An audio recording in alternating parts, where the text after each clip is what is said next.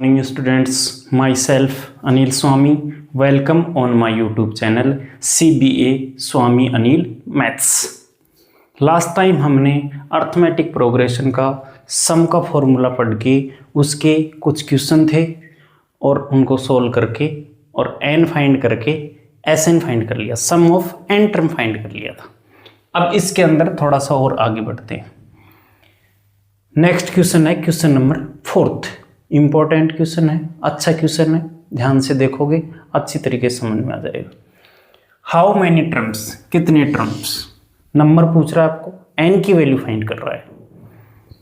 AP दे रखी है 9, 17, 25 are to be taken so that, इनको इसी ऑर्डर के अंदर लें तो देयर सम इज 636 आना चाहिए। कितने टर्म लें इस एपी के अंदर कि इन एपी का सम, पूरे नंबर्स का सम कितना आ जाए, 636। ये सम दे रखा है, ये एपी दे रखा है, फाइंड क्या करना है आपको, how many means n find करना है, नंबर ऑफ टर्म फाइंड करना है। देखना एन फाइंड करना है, एपी दे रखी है आपको, एपी क्या है आपकी 9, 17, 25 ... ए निकाल लो फर्स्ट टर्म कितना है 9, नंबर फाइंड करना है, कॉमन डिफरेंस 17 - 9 = 8। एस एन कितना दे रखा है, एस एन आपका 636 दे रखा है। ओके, क्या फाइंड करना है आपको, एन फाइंड करना है। एन क्या करना है आपको, फाइंड। एस एन का formula S N = n/2 2a + n - 1 × an की वैल्यू आपको फाइंड करने की जरूरत नहीं है, आप तो डायरेक्ट n फाइंड कर लो। a आ गया, d आ गया, sn आ गया, क्या बच गया इसके अंदर, इसके अंदर सिर्फ a की बच रहा है, n की वैल्यू। तो एक इक्वेशन से एक वेरिएबल आप आसानी से फाइंड कर सकते हो, तो an फाइंड करने की बिल्कुल ज़रूरत नहीं है आपको। Sn कितना दे रखा है 636, n कितना दे रखा है, नहीं दे रखा है, n/2 2 × a कितना दे रखा है 9 प्लस n फाइंड करना है n - 1, d कितना है 8। ओके, इधर ले आओ इसको, 2 को इधर लाना चाहो तो इधर ले आओ, उधर डिवाइड करना चाहो तो उधर डिवाइड कर सकते हो आप। देखो ब्रैकेट लग रहा है बाहर दोनों की 2 डिवाइड में, यहाँ टर्म कितने हैं 2 टर्म है, एक ये टर्म एक ये टर्म, इन दोनों को आप 2 से डिवाइड करके छोटा बना सकते हो क्वेश्चन को। इधर लाओगे बड़ा नंबर बनेगा, कैलकुलेशन बढ़ेगी, तो इधर 2 डिवाइड करने में आसानी रहेगी आपको।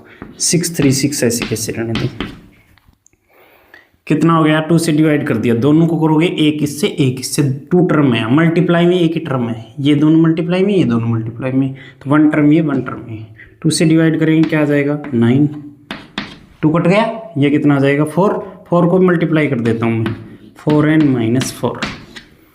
देखो ये 2 मैं क्या कह रहा हूँ आपको, ये 2 इधर भी डिवाइड होगा और इधर भी डिवाइड होगा। ध्यान रखना पूरे ब्रैकेट के बाहर 2 है, तो इसका मतलब जितने टर्म है उन सब के डिवाइड में आएगा। अपॉन में है तो डिवाइड में, मल्टीप्लाई में तो दोनों के मल्टीप्लाई में। ब्रैकेट का मतलब यही होता है, जहाँ तक ब्रैकेट लग रहा है वहाँ तक मल्टीप्लाई, या तो मल्टीप्लाई, डिवाइड है तो डिवाइड। तो 636 ऐसे कैसे आ गया = n, 9 प्लस का 4 माइनस का, ये तो ऐड होगा नहीं क्योंकि n का नंबर है, n वाला तो कितना हो गया 4n, ये कितना बच गया 9 - 4 कितना बच गया 5 बच गया। ओके, मल्टीप्लाई कर दो, 636 = 4n² + 5n, ये आ गया आपके पास 636 = 4n² + 5n। इन सबको एक जगह करेंगे, उधर ले जाऊंगा इसको, ये किसका हो जाएगा नेगेटिव हो जाएगा, इधर क्या बचेगा, कुछ नहीं बचेगा, 0, तो लास्ट में =0 लिख देंगे। तो ये आ गया आपके पास 4n² + 5n - 636 = 0। देखो लेफ्ट साइड में बच रहा था, तो क्वाड्रेटिक इक्वेशन लिखते हैं उसमें राइट साइड में 0 लिखते हैं, तो ये बन गई क्वाड्रेटिक इक्वेशन। इसको इधर ले जाने से 4n² + 5n - 636 = 0। इसके फैक्टर करेंगे, आपने फैक्टर किया है, खूब क्वेश्चन किए हैं अपन ने फैक्टराइज के, तो फैक्टर करेंगे तो इसका फैक्टर ध्यान रखना है आपको। ऐड करने पर तो 5, मल्टीप्लाई करेंगे तो इन दोनों को मल्टीप्लाई करने पर जितना आ रहा है उतना, फैक्टर आपको याद रखने हैं 4n² ऐसे कैसे, इसके फैक्टर आएंगे 53 एंड 48।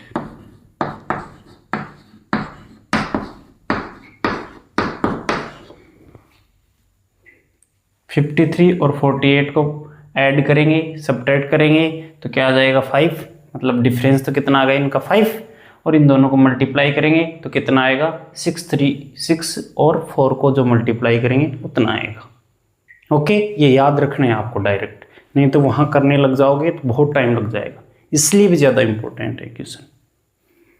कॉमन ले लो इसके अंदर, 4 कॉमन आ रहा है क्या, नहीं, n आ रहा है सिर्फ, n से देंगे 4n + 53। इन दोनों में क्या कॉमन आ रहा है, एक तो नेगेटिव क्योंकि पॉजिटिव लाना है ब्रैकेट के अंदर, और क्या आ रहा है, और आ रहा है 12। देख लेना आप, ये पहले की चीज़ें हैं, फैक्टराइजेशन मैंने आपको अच्छे से समझा रखा है। 12 से देंगे तो 4n माइनस माइनस प्लस हो जाएगा, कितनी बार चला जाएगा 53 = 0।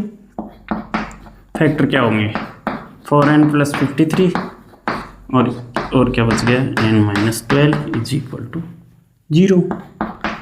4n + 53 = 0 एंड दूसरा n - 12 = 0। n की वैल्यू यहाँ से निकालेंगे -53/4 और n की वैल्यू कितनी आ जाएगी 12। अब आप खुद समझदार हो कौन सी वैल्यू पॉसिबल है कौन सी नहीं है। ये तो एक तो नेगेटिव रही, दूसरा फ्रैक्शन का भी है, कंप्लीट डिवाइड जा नहीं रहा, तो ये वैल्यू पॉसिबल ही नहीं है। ये बड़ा आपका क्या हो गया, आंसर आ गया। n की वैल्यू कितनी आ गई है 12, मतलब इस एपी को 12 टर्म तक आगे बढ़ाएंगे और उनका सम करेंगे, चेक करेंगे तो 636 आ जाएगा। ठीक है, इंपॉर्टेंट क्वेश्चन है आपका। और जैसा एक क्वेश्चन और देखते हैं, एग्जाम्पल नंबर 13 है, एनसीईआरटी बुक का example number 13। How many terms of the AP, AP change हो गई और उसका सम चेंज हो गया है।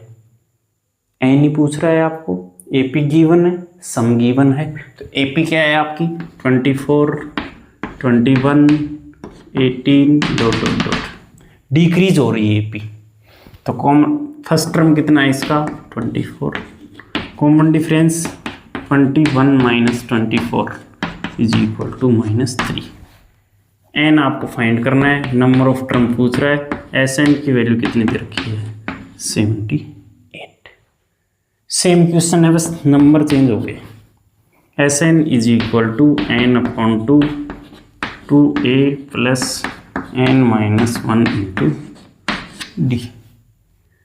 एस एन कितना दे रखा है आपको 78 = n फाइंड करना है 2a 2 × 24 + n - 1 × d कितना है आपका -3। ओके,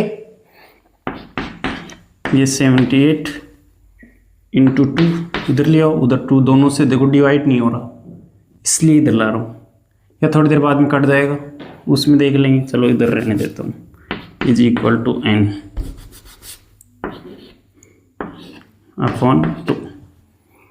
ये कितना हो गया 48 प्लस -3 से मल्टीप्लाई करूँगा, प्लस माइनस क्या हो जाएगा -3n, और क्या हो जाएगा प्लस का 3।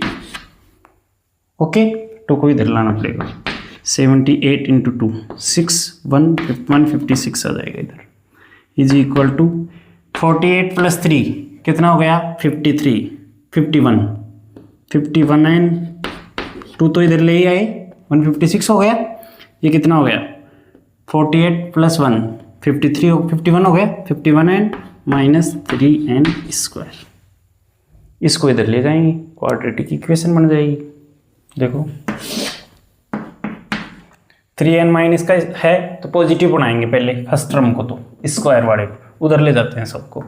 3n² पॉजिटिव हो गया, 51n नेगेटिव हो गया, और 156 उधर पहले से था, ये पॉजिटिव रहेगा, =0। देखो 3 की टेबल जा रही है कि सब में 3 की टेबल जा रही है, तो छोटा करने के लिए 3 से डिवाइड कर देंगे, दोनों साइड में आप कर सकते हो। ऐसा क्यों कर रहे हैं, ऐसा इसलिए कर रहे हैं कि आपकी कैलकुलेशन आसान हो जाए। इससे कर देंगे तो गलत आएगा क्या, बिल्कुल गलत नहीं आएगा। तो 3 से डिवाइड करेंगे तो n स्क्वायर हो गया, ये 17 हो गया। 3 को इससे करेंगे 3 5 जा 15, 3 2 जा 6 और 0 को 3 से करेंगे तो 0। फैक्टर करो, मल्टीप्लाई करेंगे तो 52 और ऐड करें तो -17। बताओ, ये फैक्टराइज का क्वेश्चन है। 13n - 4n + 52 = 0। कॉमन ले, n कॉमन लिया, n - 13 -4 कॉमन लिया, n - 13 = 0। ये कॉमन लिया है, ये बेटा पहले का है आपका। फैक्टराइजेशन मैंने समझा रखा है, उसमें देख के आपको करना है और इतना तो आपको आना भी चाहिए। n - 4 n - 13 = 0, n - 4 = 0, n - 13 = 0, n = 4, n = 13। दोनों पॉजिटिव हैं, कोई भी नंबर फ्रैक्शन का नहीं है, दोनों आंसर सही हैं।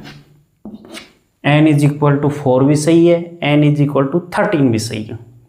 अब एक लड़का कह रहा है कि सर ऐसा कैसे पॉसिबल है? ऐसा इसलिए पॉसिबल है, दोनों आंसर इसलिए सही हैं कि इस एपी के अंदर 4 टर्म का सम भी 78 आएगा और 13 टर्म का सम करेंगे तब भी 78 आएगा। ऐसा इसलिए हो गया है कि 4 टर्म का सम 78 हो गया, 4 टर्म जैसे हुए उनका सम 78 हो गया। आगे चल के एपी कम हो रही है, डिक्रीज हो गई, 0 हो गया। कुछ नेगेटिव इधर आएंगे, कुछ पॉजिटिव इधर आएंगे, तो 4 टर्म को तो छोड़ दो, ये नेगेटिव और पॉजिटिव मिलके बैलेंस हो गए, 0 बन गया इनका। भाई कुछ नेगेटिव नंबर है, कुछ पॉजिटिव है, कुछ ऐड होगा और कुछ सब्ट्रैक्ट होगा, तो उतना ही ऐड हो रहा है उतना ही सब्ट्रैक्ट हो रहा है, तो ये तो बैलेंस हो गया और जो बच गए वो 78 हो गए। इसलिए n = 4 भी पॉसिबल है और n = 13 भी पॉसिबल है। ओके, इसके जैसा एक क्वेश्चन और आपको करना है, मैं इसको चेंज कर देता हूँ। क्वेश्चन आपका रहेगा अब की बार यहाँ पे एपी चेंज होगी। एपी आपको लेनी है 60, ओके, 60 के बाद में 57, 63 से स्टार्ट करना है। 63, 67, 60, 57 डॉट डॉट डॉट, ये तो आपकी एपी यूज करना है और यहाँ पे सम आपको यूज करना है 693। इस क्वेश्चन को आपको खुद को सोल्व करना है और उसका आंसर फाइंड करना है। ओके, 6th क्या बोल रहा है? First and last term of an AP is 17 and 350।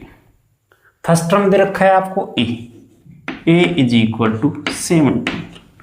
Last term l या an बोल सकते हो आप, 350। Common difference d = 9। Find the number of term, n फाइंड करना है एंड sn फाइंड करना है। तो देखो n sn दोनों फाइंड करने हैं, तो इसका मतलब आप sn का फॉर्मूला तो यूज ही नहीं कर सकते, क्योंकि sn के दोनों फॉर्मूलों में n और sn आता है, तो 2 वेरिएबल हो गए आपके पास, फाइंड कर ही नहीं सकते। तो आपको पता चल गया कौन सा फॉर्मूला यूज करोगे आप, an का ही यूज कर सकते हैं। sn के दोनों फॉर्मूले में n आता है, तो 2 वेरिएबल फाइंड नहीं कर सकते एक साथ, तो an के फॉर्मूले से पहले क्या फाइंड करें अपन, n फाइंड कर लें उससे। an = a + n - 1 × d। an कितना है, लास्ट टर्म आपके पास 350 = a 17 + n फाइंड करना है, d कितना है 9।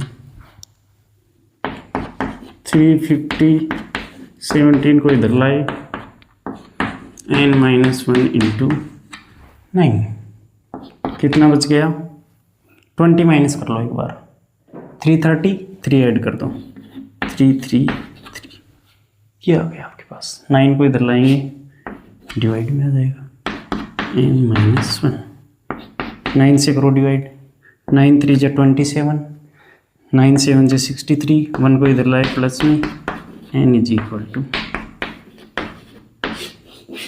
38।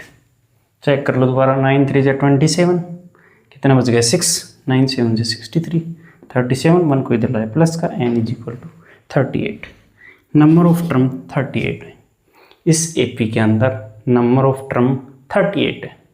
अब क्या फाइंड करना है, एक फाइंड हो गया अपने पास। एस एन का कौन सा फॉर्मूला यूज करेंगे, छोटा वाला यूज करेंगे।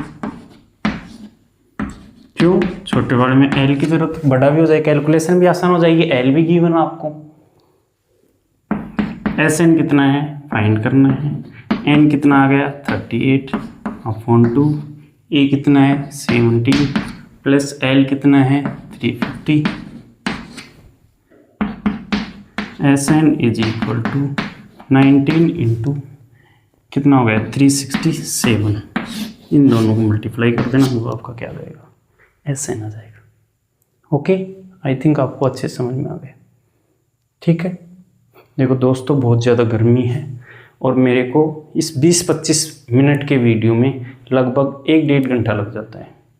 तो आप थोड़ा सा प्लीज़ सपोर्ट कीजिए, आप सपोर्ट करोगे तो मैं आपके लिए बेहतर करने का प्रयास करूँगा, आपको अच्छी अच्छी चीज़ें आपको बताने की कोशिश करूँगा और धीरे धीरे अपन सही एडजस्ट हो जाएगा। तो आप please like subscribe, thank you, have a nice day, channel को थोड़ा सा सपोर्ट करें।